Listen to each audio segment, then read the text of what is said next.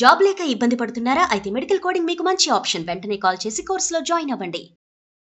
Hello viewers, welcome back to our channel. ప్రస్తుతం మనతో పాటు ఉన్నారు consumers affair committee chairman Mandadi Krishna Reddy garu. సార్తో మాట్లాడదాం. నమస్తే సార్. నమస్కారం అమ్మ. సార్, ప్రస్తుతం అమెరికాలో జాబ్స్ లేక ఉన్నటువంటి జాబ్స్ని కూడా జాగ్రత్తగా కాపాడుకుంటూ వస్తున్నారు మన వాళ్ళు, భారతీయులు. చాలా మంది పార్ట్ టైం జాబ్స్ చేయొద్దు, తిరిగి వెళ్ళిపోవాలని చెప్తున్నాడు. ఇల్లీగల్ ఇమిగ్రెంట్స్ ఎవరైతే ఉన్నారో వాళ్ళందరినీ కూడా అలర్ట్ చేస్తున్నాడు ట్రంప్. మరి ఈ నేపథ్యంలో కొత్తగా ఇప్పుడు యుఎస్ఏలో 7 జాబ్స్ అంటే ఎంప్లాయ్మెంట్ కొంచెం హై శాలరీతో ఉన్నవి, డిమాండ్తో ఉన్నవి, ఇప్పుడు ఈ 7 జాబుల కోసం కూడా చాలా మంది పరుగులు పెడుతున్నారంట. ఏంటంటారు ఇవన్నీ? ఇప్పుడు కొత్తగా వచ్చినటువంటి 7 జాబులు అంటారా? గతంలో కూడా ఉన్నాయా అంటే ఏం చెప్తారు? వీటిలో కూడా చూసుకుంటే nurse practitioner, next IT manager job, physician assistant, financial manager jobs, software developer, information security, medical health services manager post, ఇవన్నీ కోవకు చెందినవి ఉన్నాయి. వీటి శాలరీస్ కూడా బాగున్నాయంట, డిమాండ్ కూడా ఎక్కువ ఉందని చెప్తున్నారు. ఒకసారి వాటి గురించి. ఇప్పుడు మీరు చెప్పినటువంటి 7 కేటగిరీలు కూడా గతంలో ఎప్పటి నుంచో డిమాండ్ ఉన్నటువంటి జాబ్స్ ఏవి. వీటికి హైలీ ప్రొఫెషనల్ పీపుల్ కావాలి, అంటే మేధావులైన వ్యక్తులు. మామూలుగానే చదువు ఒకటే కాకుండా చదువుతో పాటుగా అన్ని స్కిల్స్ ఉండేటువంటి వ్యక్తులు కావాలి. సపోజ్ నర్సింగ్ తీసుకోండి. నర్సింగ్కి ఒక అమెరికాలోనే కాదు, ప్రపంచంలో అన్ని కంట్రీస్లో కూడా డిమాండ్ ఉంది.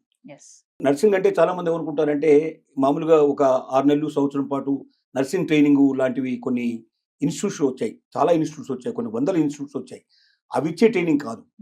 బిఎస్సి నర్సింగ్ చేసి డాక్టర్తో ఈక్వల్గా ఎంబీబీఎస్తో ఈక్వల్ అయినటువంటి నర్సింగ్ ఇది. ప్రొఫెషనల్ నర్సెస్ అంటారు వీళ్ళు. వీళ్ళకి వాళ్ళ గవర్నమెంట్ జాబ్స్ కావాల్సి ఉన్నాయి.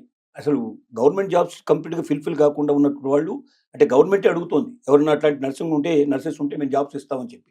అలాగే కార్పొరేట్ హాస్పిటల్స్లో వాళ్ళకి విపరీతమైన డిమాండ్ ఉంది. అలాంటి వాళ్ళు దొరకడం కష్టం. ఎందుకంటే కొద్దిమంది మాత్రమే బీఎస్సీ నర్సింగ్ వెళ్ళేటువంటి వాళ్ళు ఉన్నారు. వాళ్ళు పూర్తి చేసిన తర్వాత అవసరమైతే ఎంఎస్సీ నర్సింగ్ కూడా వెళ్ళేటువంటి వాళ్ళు ఉన్నారు. దాంట్లో హైలీ ప్రొఫెషనల్ వెళ్ళే వాళ్ళు ఉన్నారు. కాబట్టి ఇప్పుడు ఏదైతే కనబడుతున్నాయో, ఇప్పుడు ఈ జాబ్స్కు డిమాండ్ ఉందని, ఈ యాప్కు డిమాండ్ మొదటి నుంచి ఉంది, వాళ్ళ కొత్త వచ్చిన డిమాండ్ కాదు ఇది. తర్వాత దీనికి తోడుగా ఇంకేమవుతుందంటే ఇప్పుడు అన్ని జాబ్స్ నుంచి బయటకు పంపించారు.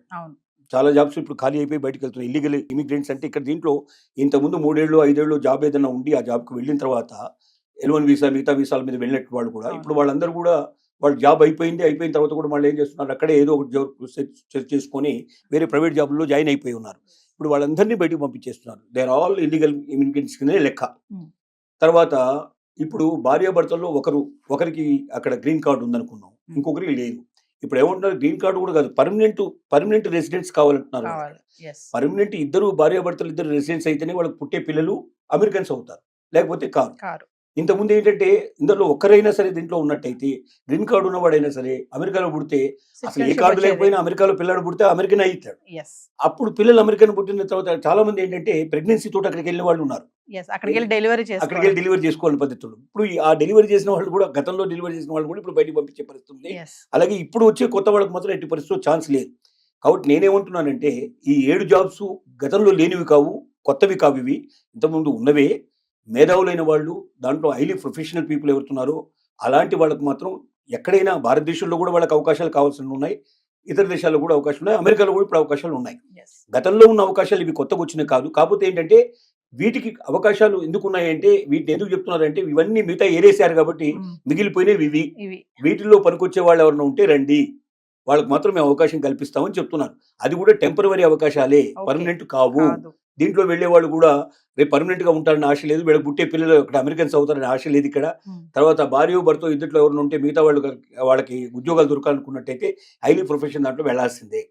ఈ హైలీ ప్రొఫెషన్ పీపుల్కి భారతదేశమే కాదు, అమెరికానే కాదు, ప్రపంచంలో అన్ని దేశాలు ఆహ్వానిస్తున్నాయి. ఎక్కడికి వెళ్ళినా వీళ్ళకి జాబ్స్ దొరుకుతాయి.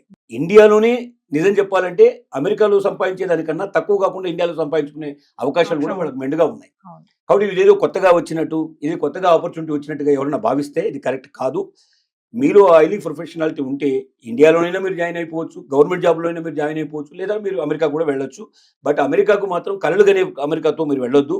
అంటే అక్కడ మేము పర్మనెంట్గా సెటిల్ అయిపోతాం, రేపు మాకు బిడ్డలు పుడితే బిడ్డలు అమెరికన్స్ అయిపోతారనేటువంటి అలాంటి ఆలోచనతో మాత్రం, భ్రమల్లో మాత్రం వెళ్ళకండి.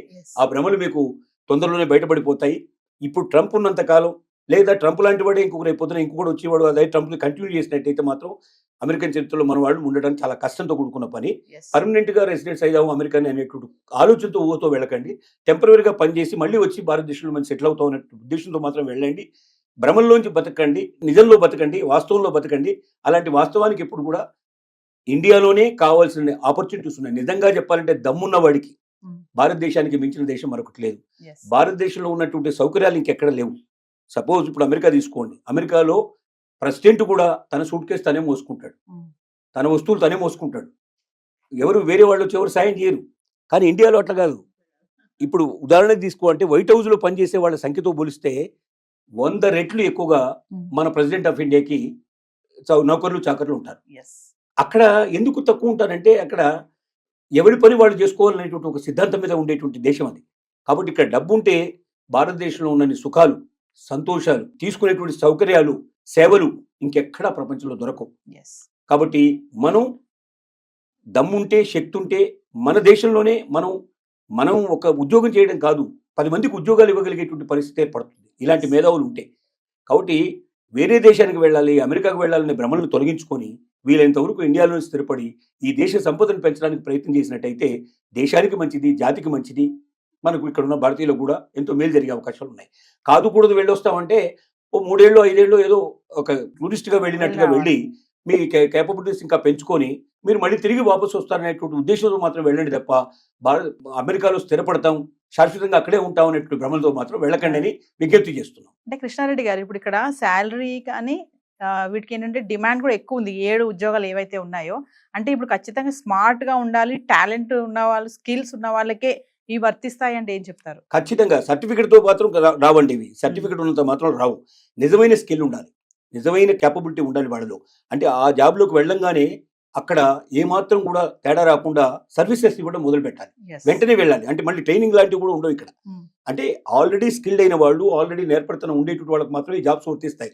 అంటే the day when you are entering the job ఇమీడియట్గా నీకు వర్క్ స్టార్ట్ అవుతుంది.